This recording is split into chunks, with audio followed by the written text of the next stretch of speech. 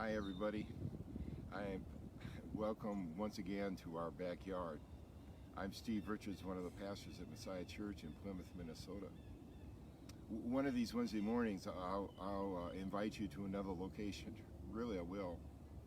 But these days, my decision making is mostly limited to will I go to the front yard today or will I go to the backyard today? And most of my travel each week is limited to the 3-minute drive I make from my house to the church on a Sunday morning. It's amazing how long a tank of gas can last. I look at the low gas prices and I'm hoping that I'll need gas before the prices go up. We have entered this time of monotony. I'm feeling this monotony where every day is like the last and like the next one. I can understand why people are ignoring the pleas for social distancing and going out to places and being with people. It is hard to wait. So, how are you doing? We've reached this point in a marathon when we can no longer see the starting line. And we know there must be a finish line, but we can't see it. And we're not sure that we'll have the energy that it takes to get there. In the New Testament book of Hebrews,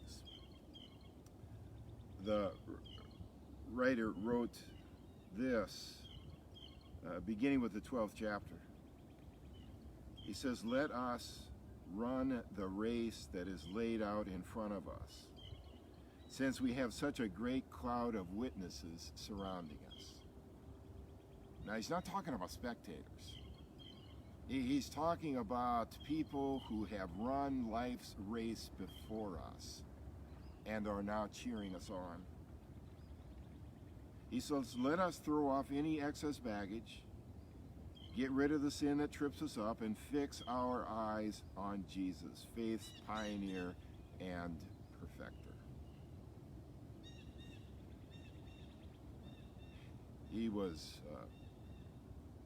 in these two verses. There's a lot packed into these two verses.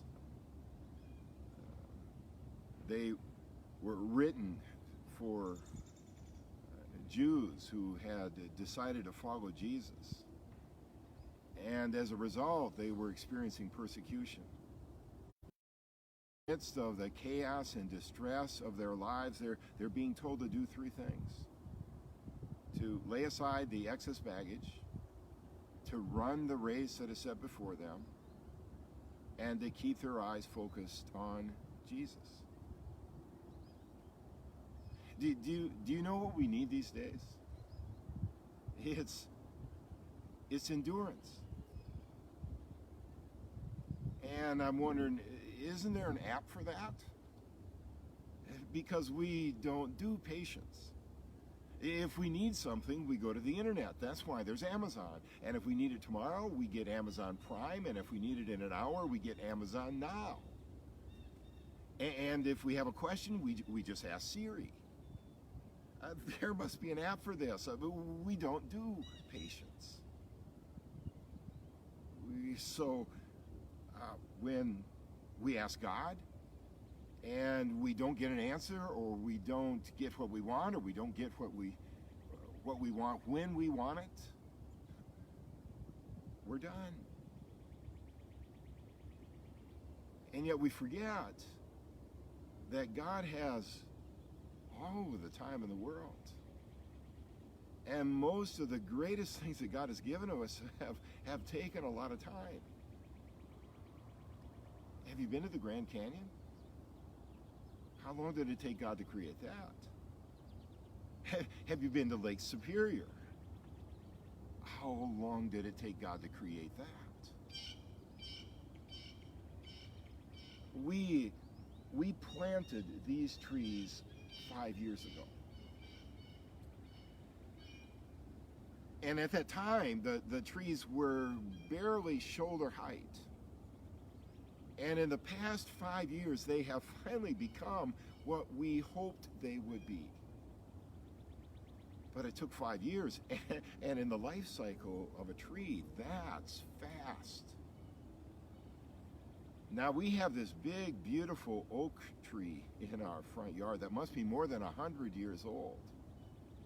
And I have these moments when I am grateful for what God has given to me in that oak tree, not realizing that God may have made that oak tree for the next generation.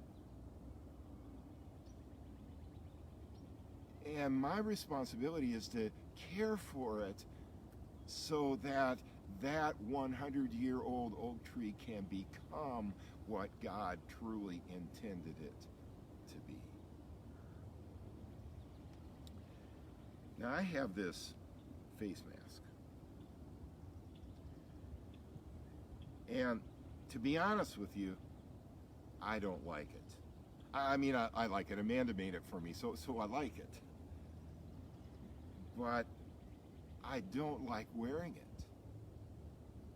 I mean, it's uncomfortable. It's hard for you to hear me when I'm wearing the mask. It's hard to breathe. And when I wear it, my glasses fog up. But I don't wear it for me. I wear it for you. I've been given a responsibility to care for you. And that's going to take endurance. You see, I think we're in training. We're in this period of endurance. And we may need to get on the treadmill and drop some pounds, remove some of that excess baggage. Faith plus patience equals endurance. And that takes time, that takes training, so that as the scripture says, we can run and not be weary, we can walk and not faint. So let's slow down. Let's not be in such a hurry. We need time to be ready to run the race that is yet before us. And folks, that's my insight for today. Thank you for joining me once again in my backyard. Take care. Be kind to each other. Join me next Wednesday. God bless.